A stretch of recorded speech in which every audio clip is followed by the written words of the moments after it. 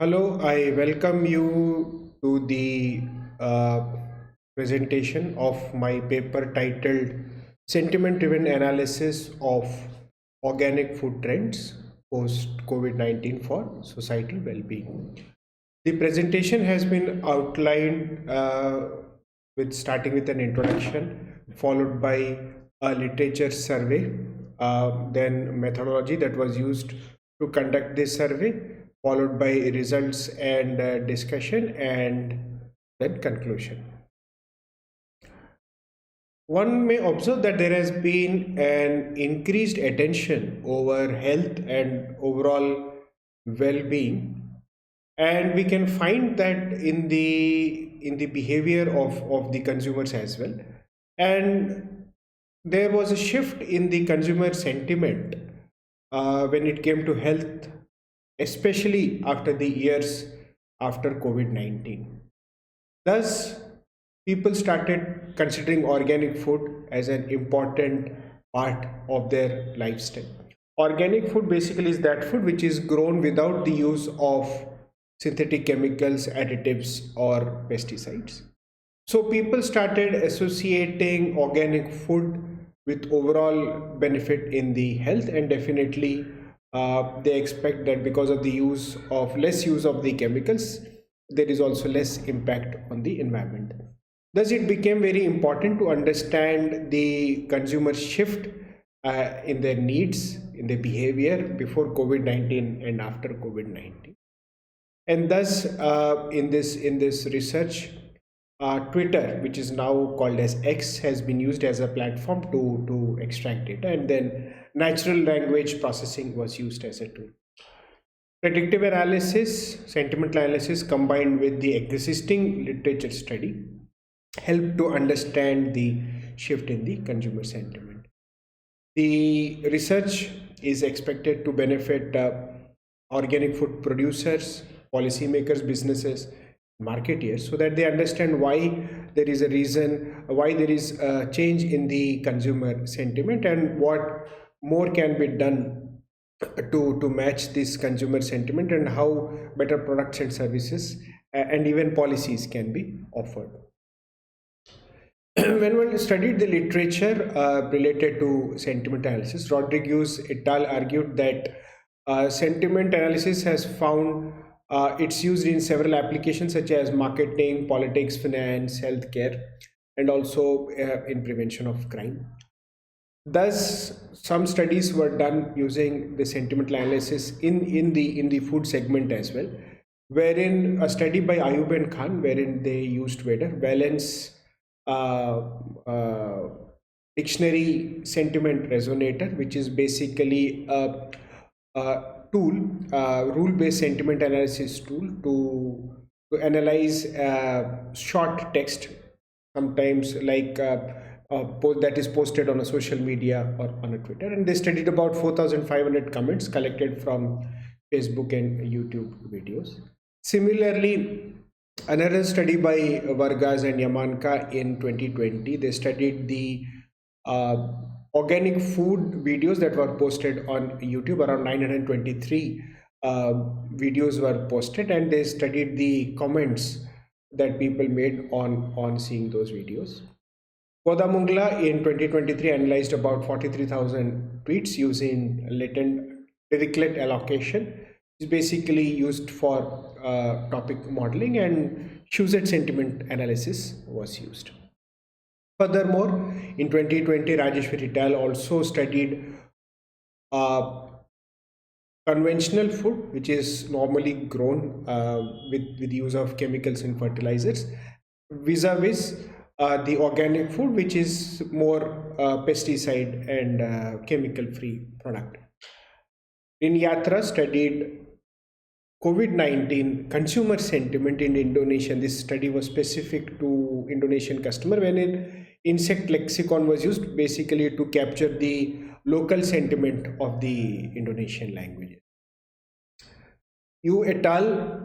Further classified that sentiment analysis techniques can also be classified into task oriented, granularity oriented, and methodology oriented approaches. While all these studies they did find a positive trend of consumers' sentiment towards the organic food. However, Mohammed et al. In his paper stated that sometimes people mention sarcasm, irony, or cultural references. Humor is also mentioned in this text. So these tools are unable to identify such sentiments, and then they pose a significant challenge when we do the analysis. In the current study, we tried to study the public perceptions before and after COVID-19, right from 2017 till 2024. The tweets were collected from the platform X. Developer tools, authentication based systems were used, and API tokens were given, and then we could collect the data using the Python code. Text blob was used to segregate the compound sentiment score. Alternatively, as stated in the other research, weather analysis, sentiment analysis can also be used, and which basically divides the scores from negative to neutral to a high positive, while -1 shows a complete negative score, 0 shows a neutral score, and +1 shows a highly positive score. So we used specific hashtags like organic food, health, well-being, and we use these hashtags and keywords and extracted tweets from the X platform. In this slide, we are discussing about the results and discussion that we got from the analysis that we did. So we could identify the mean sentiment score, the minimum score, and all the descriptive analysis has been given. The central figure 1 shows the sentiment distribution, where you can see there is a high positive sentiment and very less negative sentiment, and figure 2 shows the histogram of the distribution of the source, right from negative to positive, and the frequency in which each of these tweets were lying, wherein -0.2 to 0 showed a negative sentiment, 0 to 0.2 showed a neutral sentiment, while 0.2 to 0.8 showed a highly positive sentiment. And one can see from these that very indifferent attitude people had when the score was showing neutral value, and far less than what you see in the positive score, and definitely the negative scores were very less.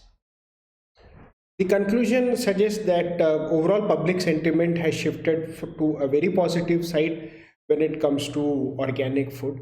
Some negative sentiment tweets were also there, which were negligible but more related to the price of the organic food and the labeling aspects of the organic food, where people are a bit confused whether it's organic food or not because it's not labeled properly.